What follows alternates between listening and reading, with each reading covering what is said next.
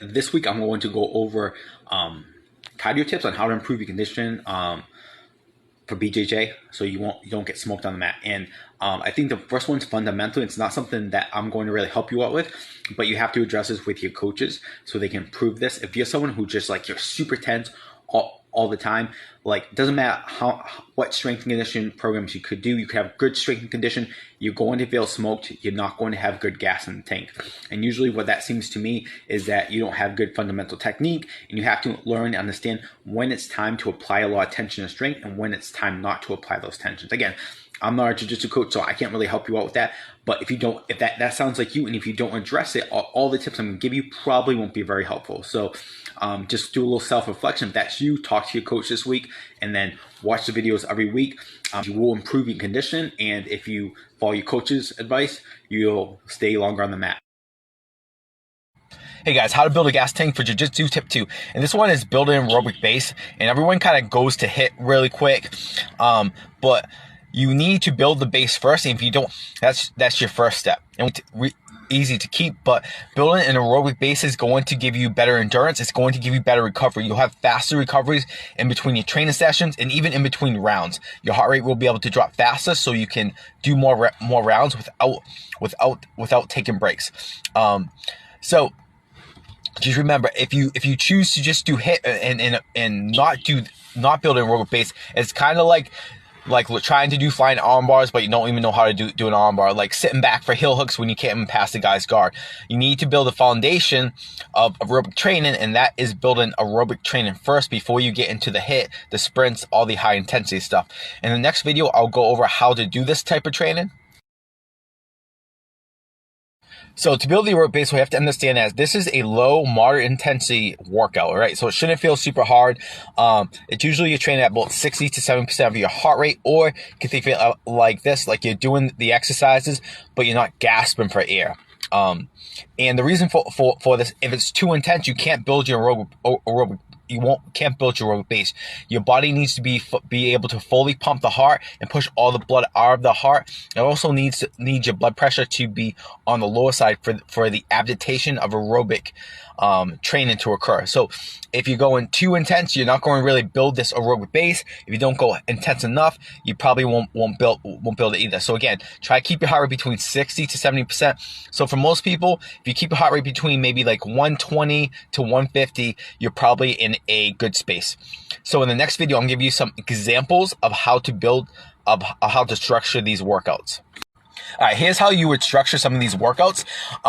Now, because we're jiu-jitsu athletes, and jiu-jitsu is pretty rough on the joints, you want to pick more joint-friendly exercises. So I want to jogging for most people is not going to be a good fit.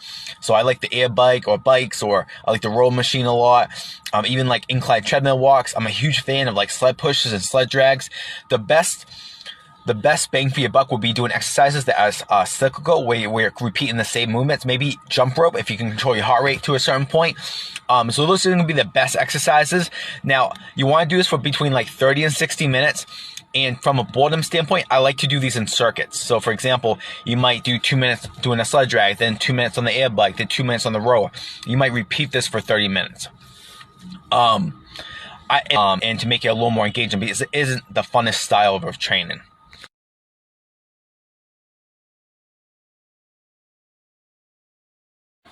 Guys, tip number 3: how to improve your gas tank for jiu-jitsu. And this is a very common answer that you'll see online, is just do more jiu-jitsu. And if you want to have better jiu-jitsu endurance doing jiu-jitsu, you need to do more jiu-jitsu. So get on a consistent schedule, get your training consistently. If you're someone who takes rounds off during sparring, it's only 30 minutes, guys. Stop taking rounds off. It's a martial art. It's an intense training, and you should treat it as, I think you should treat it as such. So make sure you train hard, rounds off, and like honestly, it kills me when I see young guys taking rounds off, especially if that means I have to sit out. But doing rounds when you're exhausted is just going to improve your endurance and probably improve your jiu-jitsu technique, because you're going to have to really learn how to pace yourself, control your breathing, and then if you can really focus on good technique when you're exhausted, like when you're not exhausted, your jiu-jitsu is probably going to be a lot better.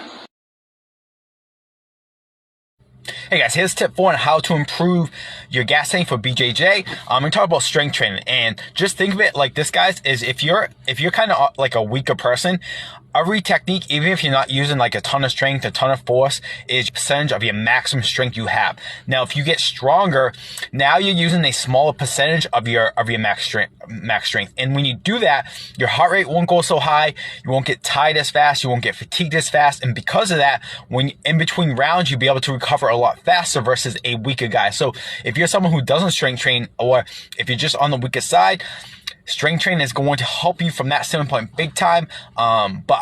For me, I think the biggest benefit for strength training for BJJ is being able to recover faster and be able to get hurt less. So those 3 things, you should definitely strength train if you do BJJ. Your conditioning will improve, you'll get hurt less, you'll recover faster. You guys, here's how to improve gas tank tip number 5. One thing that people don't realize is how much your nutrition and lack of sleep, lack of recovery can really affect your gas tank. And I always feel this when I'm cutting weight for a fight, or if I just have a lot of stress. My gas tank, my condition won't be as good as it will be, and sometimes it gets pretty bad. So make sure that especially if you're not paying attention, pay attention to your sleep and what you put in your mouth and how much you put of it. So a couple guidelines with this: try to go to bed at 10 p.m. most nights. Get like 7-9 hours of sleep if you can. From the nutrition standpoint, try to hit 1 gram per pound of body weight of protein. Try to get about 3 or 5 servings of fruits and vegetables in. Drink about 100 ounces of water. And make sure that you're not recovering. And when you under-recover, your gas tank will. Make sure your sleep and nutrition is in check. If you do all 5 of these things, I know that your gas tank will improve.